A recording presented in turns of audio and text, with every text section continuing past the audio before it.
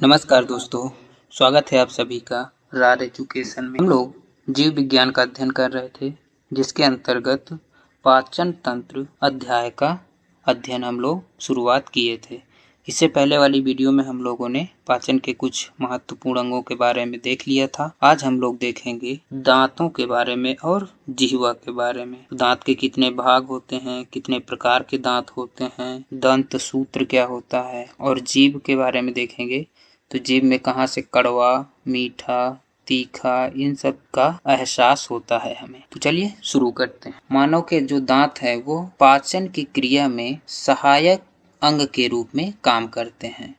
किस प्रकार से सहायक अंग के रूप में काम करते हैं? तो जैसे ही हम लोग क्या करते हैं, भोजन का टुकड़ा अपने मुख गुहा में प्रवेश कराते हैं, वैसे ही ये क्या करता है, उस टुकड़े को छोटे छोटे रूपों में यानी कि छोटे छोटे खंडों में विभक्त करने का काम करता है। ठीक है, क्योंकि हमारी जो कोशिकाएं हैं, हमारा जो शरीर है, वो भोजन को उसी रूप में स्वीकार नहीं करता या उस रूप में ग्रहण नहीं करता है उससे ऊर्जा को, जिस रूप में हम लोग अपने मुख गुहा में उसको प्रवेश कराते हैं। तो उसके लिए पाचन की जो प्रक्रिया होती है, उसमें उसको पहले छोटे छोटे टुकड़ों में विभक्त किया जाता है, जिसका काम कौन करता है? तो दांत करते हैं। अगर दांत के बारे में बात किया जाए तो दांत के जो भाग होते हैं, तो इसके जो भाग हैं, तो इसके प्रमुख रूप से 3 भाग होते हैं। ठीक है, 3 भाग कौन कौन से? एक ये होता है सबसे ऊपरी भाग। ठीक है, ये ऊपरी भाग, तो इसको क्या बोलते हैं? दंत वल्क। दंत वल्क बोलते हैं इसको। ठीक है, और इस इनैमल बोलते हैं। ठीक है, दंत वल्क दांत का सबसे ऊपरी भाग होता है, इसे क्या बोलते हैं? इनैमल बोलते हैं। ठीक है, दूसरा जो भाग होता है, ये वाला जो पीला कलर से दिख रहा है इसके ऊपर, ये क्या होता है? इसे बोलते हैं डेंटाइन। ठीक है, ये हो गया डेंटाइन भाग। इसके अंदर ये जो संरचना दिख रही है, जिसमें ये लाइन लाइन दिख रही हैं, कोशिकाएं पाई जाती हैं, इससे क्या बोलते हैं? इसको बोलते हैं पल्प। ठीक है, पल्प या कैविटी। इसके जो ऊपरी भाग में होता है, ये क्या होता है? जिसमें किसी भी प्रकार की रुधिर वाहिनियां नहीं पाई जाती हैं। ठीक है, इसमें और इसमें यानी कि एनामल और डेंटाइन में किसी भी प्रकार की रुधिर वाहिनी नहीं पाई जाती हैं, जिसके कारण क्या होता है, इसमें हमें दर्द का एहसास नहीं होता। ठीक है, इसमें किसी भी प्रकार के दर्द का एहसास नहीं होता। परंतु जब क्या होता है, ये जब एनामल और ये डेंटाइन भाग, ये देख रहे हैं काला वाला भाग, ये क्या है? एनामल और डेंटाइन, इन दोनों को जब किसी कारण यहाँ से छिद्र हो जाता है, तो क्या होता है, ये आ जाता है भाग पल्प के पास। और जैसे ही ये पल्प के पास हवा आने जाने लगती है, यानी कि हवा का प्रवेश हो जाता है, तो क्या होता है, हमें दर्द का अनुभव होता है। इसी दर्द को क्या बोलते हैं? कैविटी बोलते हैं। ठीक है, तो दांतों में ये जो दर्द का अनुभव एहसास होता है हमें, वो क्या कहलाता है? कैविटी कहलाता है। तो एक बार हम लोग देख लेते हैं इसके दांत के बारे में, इसको थोड़ा सा इस क्लिप को देखेंगे।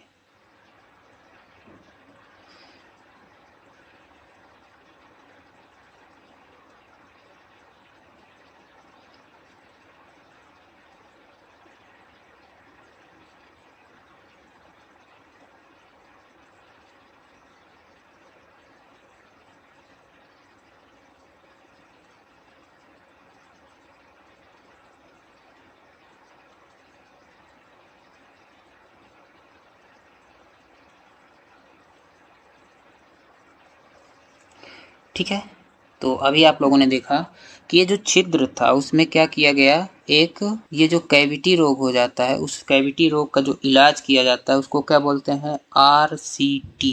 क्या बोलते हैं उसको? RCT। इसका क्या मतलब होता है RCT का?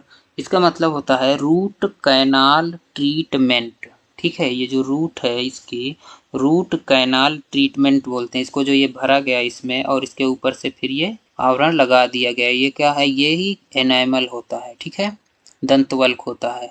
ये एनामल की क्या विशेषता होती है? ये मानव शरीर का सबसे, ठीक है, ये कठोर भाग होता है, इसको बोलें तो सबसे, मानव शरीर में सबसे कठोर भाग या सबसे मजबूत भाग किसे बोलते हैं? तो एनामल को बोलते हैं। ये याद रखेंगे। ये क्या होता है देखिएगा, ये कैसा है? एकदम चमकदार है ना।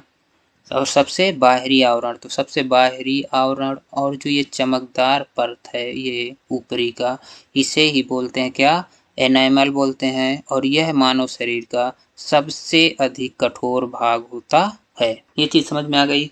और ये बना किससे होता है प्रमुख रूप से, तो ये जो बना होता है इसका जो बनावट है ये कैल्शियम फास्फेट और कैल्शियम कार्बोनेट से मिलकर बना होता है। किससे मिलकर बना होता है, तो कैल्शियम फास्फेट और कैल्शियम कार्बोनेट, ये किससे बना होता है एनामल, कैल्शियम फास्फेट और कैल्शियम कार्बोनेट से मिलकर के बना होता है। और यह मानव शरीर का सबसे अधिक मजबूत भाग होता है। दूसरी चीज है डेंटाइन के बारे में देखते हैं। ये जो डेंटाइन भाग है ये, ठीक है, ये क्या है, ये डेंटाइन भाग हो गया। ये जो डेंटाइन है ये किससे मिलकर बना होता है, तो ये कैल्शियम और फास्फोरस से मिलकर क्या बना होता है, डेंटाइन भाग।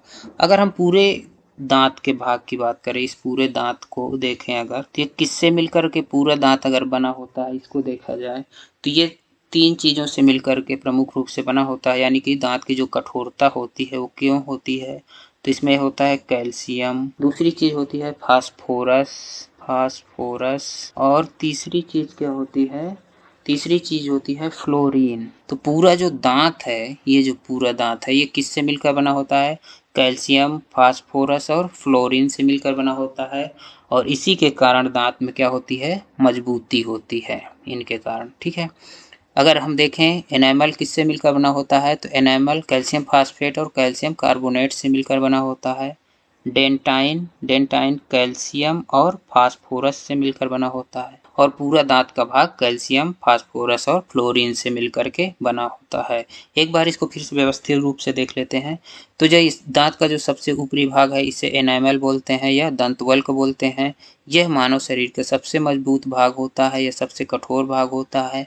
इसका निर्माण या एनामल का निर्माण कैल्शियम फास्फेट और कैल्शियम कार्बोनेट से होता है। दूसरा भाग जो है डेंटाइन किससे मिलकर बना होता है, तो कैल्शियम और फास्फोरस से मिलकर बना होता है। तो कैल्शियम और फास्फोरस से डेंटाइन भाग मिलकर के बना होता है। पल्प दांतों का वह भाग होता है जिसमें रुधिर वाहिनियां पाई जाती हैं। इसी रुधिर वाहिनी में जब दंतवल्क और डेंटाइन में किसी कारणवश छिद्र हो जाता है या यहाँ से कटाव हो जाता है और हवा पल्प के पास पहुंचने लगती है तो दांतों में दर्द का एहसास होता है। इसी दर्द को कैविटी बोलते हैं। कैविटी का जो उपचार किया जाता है वो किससे किया जाता है, RCT तकनीक से किया जाता है।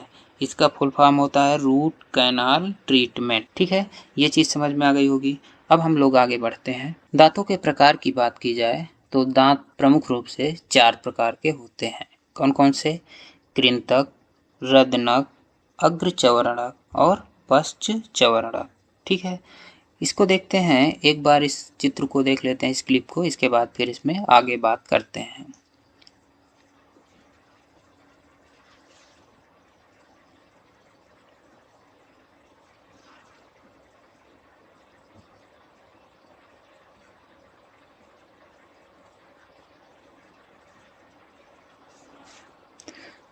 तो ठीक है, इसको देखें हम लोग कि दांत, ऊपरी भाग के दांत और निचले भाग के दांत। तो इसमें निचले भाग के दांत को अब हम लोग देखते हैं एक परत को।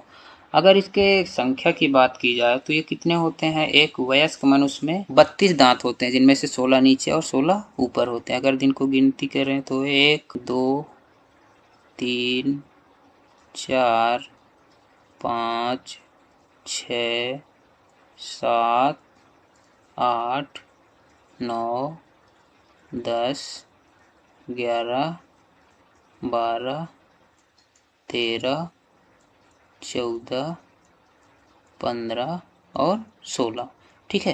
तो ये हो गए निचले जबड़े के भाग जिसमें 16 दांत पाए जाते हैं और ऊपरी जबड़े में भी 16 दांत पाए जाते हैं।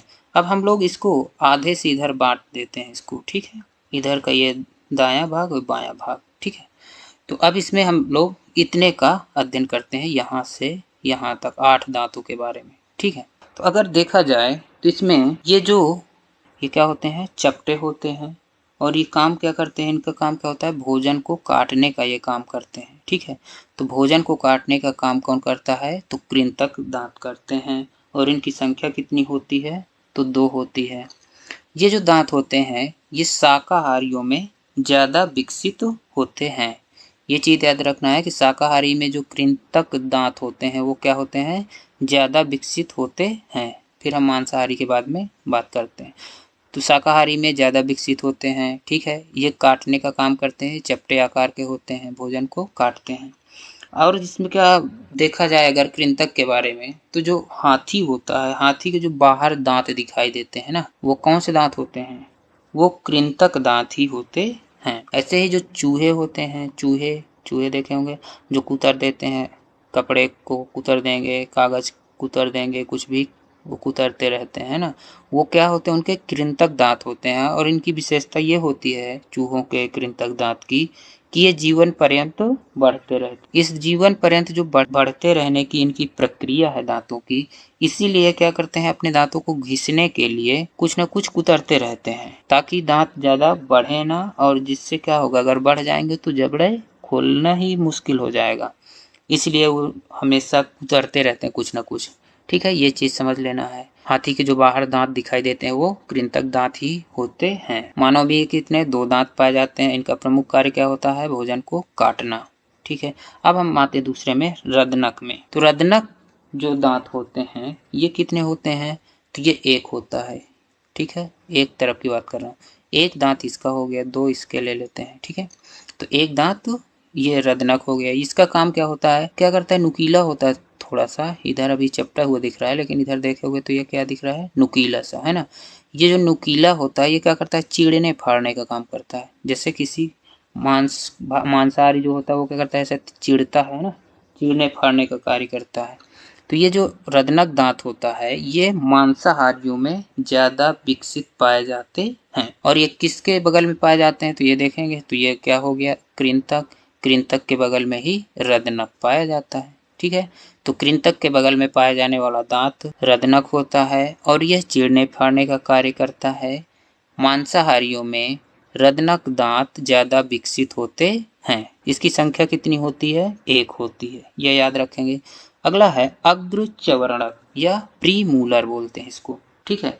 तो प्रीमूलर दांत कितने होते हैं, तो 2 होते हैं। कौन कौन से देखते हैं, प्रीमूलर कहाँ है, ये दोनों, ये जो है ये क्या है, प्रीमूलर है। ये दोनों दांत प्रीमूलर हैं। अब इनका क्या काम होता है, तो इनका काम मुख्य रूप से भोजन को चबाने और पीसने का काम करते हैं, ठीक है। और ये पाए कहाँ पे जाते हैं, तो ये रदनक के बगल में, रदनक के बगल में जो दांत होते हैं इन्हें अग्रचवर्णक कहते हैं। अब बचा अगला पश्चवर्णक। ये जो पश्चवर्णक होता है इनकी संख्या कितनी होती है, तो इनकी संख्या एक वयस्क में 3 होती है। तो देखेंगे 1 2 3, ये तीनों क्या हैं, पश्चवर्णक हो गए, ठीक है। कहाँ पाए जाएंगे, तो ये पाए जाएंगे प्रीमूलर के बगल में, मूलर दांत पाए जाते हैं, ठीक है। इनकी संख्या 3 होती है। इनका काम क्या होता है, इनका काम भी होता है भोजन को चबाने और पीसने का काम करते हैं पश्चवर्णक भी, ठीक है। तो अब देख लेते हैं एक बार फिर से। कृंतक दांत जो होते हैं ये मानव में क्या होते हैं, चपटे होते हैं, चपटे आकार के होते हैं। मानव में ही नहीं, अन्य जंतुओं में भी जो चपटे आकार के आगे दांत जो पाए जाते हैं, अगर जानवर में भी देखोगे तो उनके भी आगे के जो दांत होते हैं वो चपटे होते हैं। और वो भी क्या करते हैं, भोजन को यानी कि घास वास को भी काटने का काम करते हैं उससे। शाकाहारियों में कृंतक दांत ज्यादा विकसित होते हैं, नंबर 2 बात। नंबर तीसरी बात क्या होती है, हाथियों के जो बाहर दिखाई देने वाले दांत होते हैं वो कृंतक दांत ही होते हैं, ठीक है। इतनी चीजें कृंतक के बारे में याद रखेंगे और इनकी संख्या 2 होती है। इसके बाद हम लोग आते हैं रदनक। रदनक दांत की संख्या कितनी होती है, 1 होती है और यह कृंतक के बगल में पाए जाते हैं। रदनक दांत चीरने फाड़ने का काम करते हैं, ठीक है। मांसाहारियों में रदनक दांत ज्यादा विकसित पाए जाते हैं। इसके बाद आता है अग्रचवर्णक या प्रीमूलर। प्रीमूलर की संख्या कितनी होती है, तो 2 होती है और ये किसके बगल में पाए जाते हैं, तो रदनक के बगल में पाए जाते हैं। इसके बाद मूलर या पश्चवर्णक। पश्चवर्णक किसके बगल में पाए जाते हैं, तो ये प्रीमूलर के बगल में पाए जाते हैं। इनकी संख्या कितनी होती है, तो इनकी संख्या 3 होती, ठीक है। इनका यानी कि प्रीमूलर और मूलर इन दोनों दांतों का प्रमुख काम क्या होता है, भोजन को चबाना और पीसना, ये काम करते हैं ये दोनों, अग्र चवर्णक और पश्च चवर्णक। ठीक है, ये चीज समझ में आ गई होगी। अब हम लोग देखते हैं बुद्धि दांत क्या होता है। बुद्धि दांत के बारे में आप लोगों ने सुना होगा, अक्ल दाढ़ जिसे कहते हैं। ये क्या होता है, सबसे बाद में निकलती है और ये एक प्रकार का अवशेषी अंग होता है। क्यों? क्योंकि इसकी आवश्यकता नहीं होती और लास्ट में जब निकलता है तो ये क्या करते हैं, कुछ लोगों के समस्या का कारण भी बनते हैं। ठीक है, पीछे जब होते हैं तो ये अंदर जबड़े में मुख को काटते हैं, जिससे क्या होती है, समस्या होती है लोगों को। और ये कब निकलते हैं, तो ये लगभग 21 से 24 वर्ष की आयु में निकलना शुरू हो जाते हैं। ठीक है, 21 वर्ष से 24 वर्ष तक या इसके बाद भी निकलते हैं। तो ये हो गया इसके बारे में। इसके बाद है दंत सूत्र। अब हम लोग देखेंगे दंत सूत्र। दंत सूत्र क्या होता है, तो दंत सूत्र को 2 भागों में बांट देते हैं। ठीक है, दांतों के लिए। तो 5 वर्ष से कम आयु के बच्चों में दांतों की संख्या कितनी होती है और वयस्कों में दांतों की संख्या कितनी होती है, कितने प्री मूलर होते हैं, कितने कृंदक होते हैं, कितने मूलर होते हैं, इन सबको अलग अलग बांटा जाएगा। तो हम लोग इसमें देखते हैं पहले इसको, जैसा कि इससे पहले हम लोगों ने पीछे वाले में देखा था, और इसी को हम लोग अब सूत्र के रूप में इसको देखते हैं कि किसका सूत्र क्या होता है और कैसे कैसे काम करता है। पहले देख लेते हैं वयस्क। वयस्क में तो हम लोगों ने देख लिया था कौन कौन से, ये 2 मान लीजिए, 1 2 3 4 5 6 7 8 9 10 11 12 13 14 15 16। ठीक है, ये हो गए पूरे 16 के 16 दांत, यानी कि वयस्क में। अगर हम लोग देखें इसको सूत्र के रूप में, तो सूत्र के रूप में ये लिखा हुआ है, इंसीजर हो गए ये कौन कौन से, ये 2। ठीक है, एक पार्ट को देख लेते हैं हम लोग इसको अलग अलग बांट के। तो ये 2 हो गए इंसीजर। ठीक है, इसके बाद एक हो गया केनाइन। ठीक है, ये हो गया। इसके बाद 2 होते हैं प्री मूलर। ठीक है, प्री मूलर हो गए। ये तीनों क्या हो गए, मूलर हो गए। अब अगर हम इसको एक सूत्र के रूप में देखा जाए तो 2/2 प्लस 1/1 प्लस 2/2 प्लस 3/3। ठीक है, इनको देखते हैं। 2 1 3 2 5 3 8, कितने हो गए, 8। ये कितना हो गया, ये भी नीचे हो गया 8। अब इसको हम 2 से मल्टीप्लाई कर देते हैं। कैसे, देखिए इधर के 2 हो गए, इधर के 2, तो अगर इधर 8 हो गए तो इधर 8 होंगे, है ना। और ये ऐसे ही ये नीचे वाले हो गए, ये पूरे हो गए 16, नीचे वाले हो जाएंगे। ठीक है, 8 दूनी 16। ठीक है, ये पूरे 16 के 16 नीचे वाले जबड़े की बात कर रहे हैं। ये वाला मान लीजिए तो ऊपर वाला हो गया, तो इसमें भी 16 दांत हो गए। टोटल कितने हो गए, दोनों को अगर जोड़ा जाए ऊपर और नीचे के, तो 16 16 कितने हो गए, 32। ठीक है, तो ये हो गए आपके वयस्क के दांत। अगर हम बच्चों के दांतों को गिने तो क्या होगा, तो बच्चों के दांत को सूत्र ये होता है कि इनमें जो इंसीजर होते हैं वो कितने होते हैं, 2।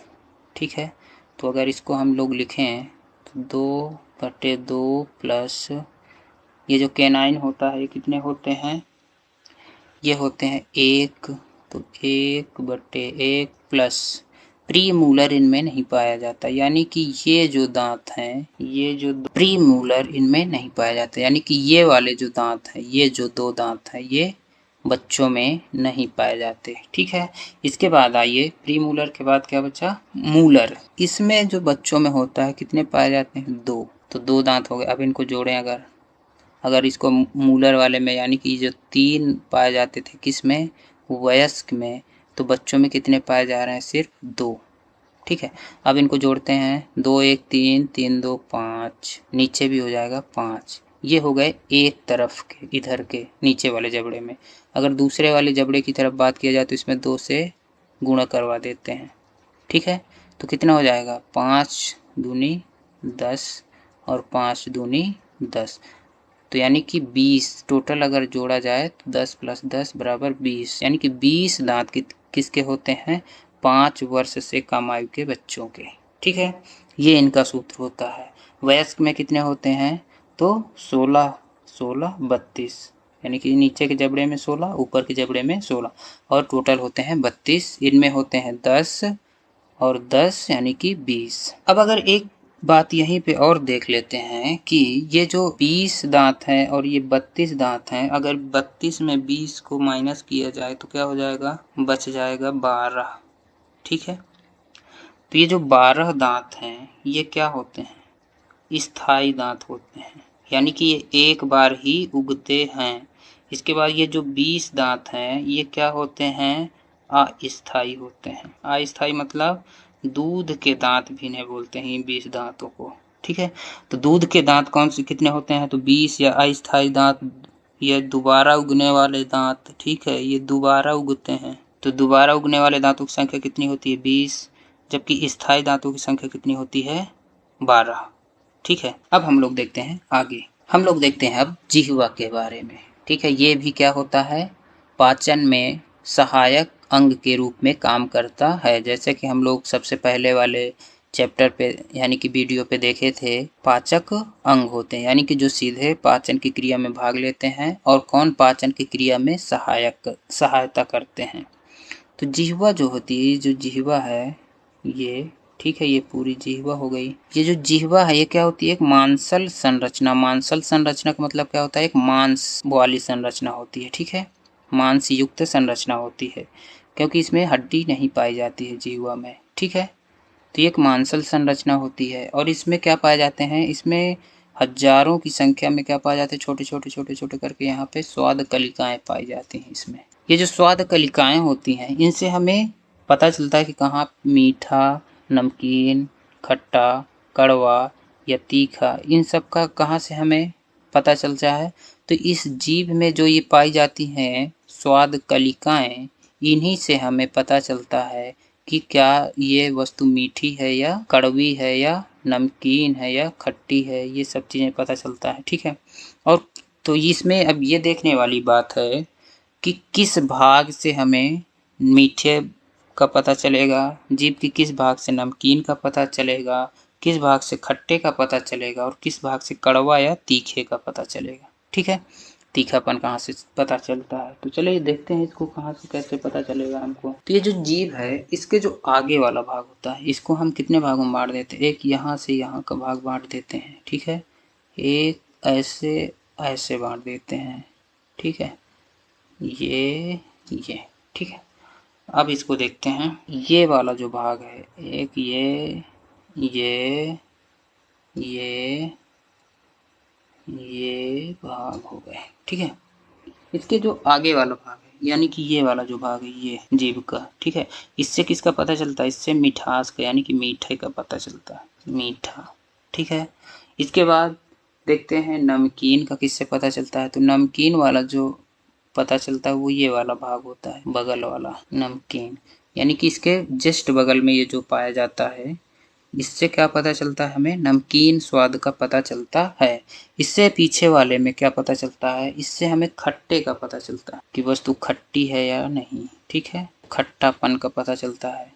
और इसका जो सबसे पिछला वाला भाग होता है ये वाला भाग, ठीक है, इससे हमें किसका पता चलता है, तीखे का, तीखापन या कड़वापन, कड़वाहट। तो अब पता चल गया कहाँ से, जीभ के किस भाग से हमें मीठे यानी कि सबसे आगे वाला जो भाग होता है उससे मीठे का पता चलता है। इसके बाद जो बगल वाला, मीठे के बगल वाला यानी जो ये वाला भाग होता है इससे नमकीन का पता चलता है। और इसके जो जस्ट बगल से होता है इसमें क्या होता है, इसमें खट्टेपन का पता चलता है। और सबसे पिछला जो भाग होता है जीभ का, उससे हमें तीखेपन का एहसास होता है। एक बार और बता देते हैं इसको व्यवस्थित रूप से। जिह्वा क्या होती है, जीभ एक मांसल संरचना होती है और यह पाचन की क्रिया में सहायता करती है। जीभ में हजारों की संख्या में स्वाद कलिकाएं पाई जाती हैं जिनसे हमें मीठापन, नमकीन एवं खट्टा एवं कड़वाहट या तीखेपन का एहसास होता है। जीभ के सबसे आगे वाले भाग से हमें मीठेपन का एहसास होता है।